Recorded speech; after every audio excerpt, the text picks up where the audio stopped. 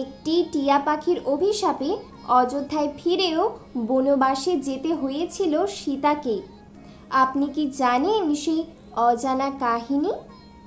লঙ্কা থেকে ফেরার পরেও আলাদা থাকতে হয়েছিল রাম ও সীতাকে। জানেন কেন? নমস্কার বন্ধুরা, ইউটিউব চ্যানেলে আপনাদের সবাইকে স্বাগতম।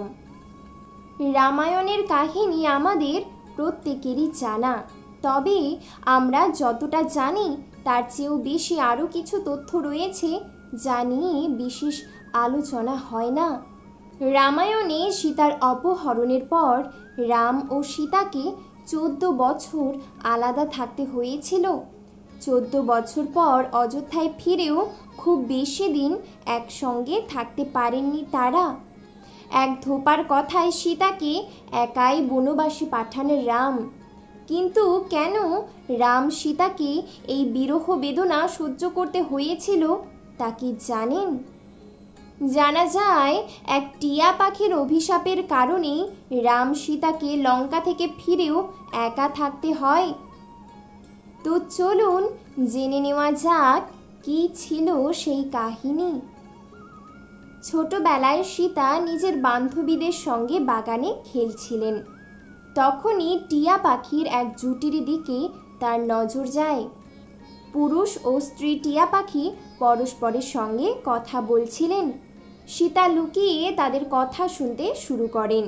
তারা বলছিলেন যে ভবিষ্যতে রাম নামক এক প্রভাবশালী রাজা হবে, যার বিয়ে হবে সীতা নামক এক সুন্দর যুবরানীর সঙ্গে।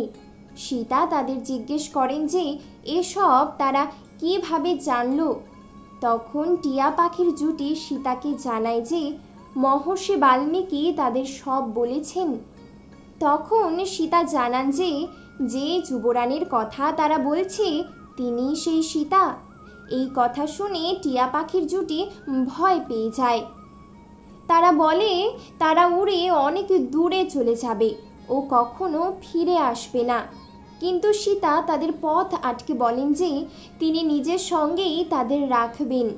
তখন টিয়া পাখি বলে যে তারা স্বাধীন, কোনো খাঁচায় বন্দি হয়ে তারা থাকতে পারবে না। সীতা স্পষ্ট জানিয়ে দেন যে তিনি তাদের কাছ থেকে আরও কাহিনী শুনতে চান। টিয়া জুটির কাকতি মিনতিতেও মন গলে না সীতার। অবশেষে সীতা বলেন যে তিনি পুরুষ টিয়া পাখিকে মুক্ত করতে রাজি, কিন্তু স্ত্রী টিয়াকে নিজের কাছেই রাখবেন তিনি। তখন পুরুষ টিয়া জানায় যে তার স্ত্রী গর্ভবতী, তাই সীতা যেন তাকে আটকে না রাখে, দুজনকে একসঙ্গে থাকতে দেয়। সীতা তাদের কোনো কথায় কান দেন না। পুরুষ টিয়াকে ছেড়ে দিলেও স্ত্রী টিয়াকে নিজের সঙ্গে রাজপ্রাসাদে খাঁচাবন্দি করে রাখেন। স্ত্রীর বিরহ সহ্য করতে না পেরে সেই টিয়া সীতাকে অভিশাপ দেয়। যেভাবে সে আজ জীবনসঙ্গীর বিরহ বেদনা সহ্য করছে, ঠিক সেইভাবেই সীতাকেও একদিন স্বামীর বিরহ সহ্য করতে হবে। কিছু দিনের মধ্যে পুরুষ টিয়া নিজের প্রাণ ত্যাগ করেন। এই কথা শোনার পর অত্যন্ত কষ্ট পান সীতা। এই অভিশাপের কারণেই লঙ্কা থেকে ফিরেও সীতাকে মহর্ষি বাল্মীকির আশ্রমে থাকতে হয়। উল্লেখ্য, 14 বছরের বনবাস সমাপ্ত করে রাবণ বধের পর সীতাকে লঙ্কা থেকে উদ্ধার করে অযোধ্যায় ফেরেন রাম। তারপর এক ধোপা সীতার পবিত্রতায় প্রশ্ন তোলেন। রাজসভায় সীতার নিন্দা করেন সেই ধোপা। প্রজার কথাকে গুরুত্ব দিয়ে সীতাকে রাজপ্রাসাদ থেকে বেরিয়ে গিয়ে জঙ্গলে বাস করার আদেশ দেন। এ সময়ে সীতা গর্ভবতী ছিলেন।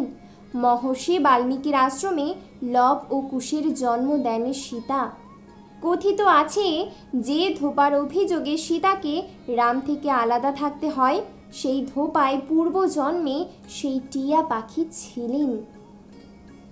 তো বন্ধুরা, এই ছিল আজকে আমাদের ভিডিও। আশা করি ভিডিওটি দেখে আপনারা সমৃদ্ধ হয়েছেন। ভালো থাকুন, সুস্থ থাকুন। ধন্যবাদ।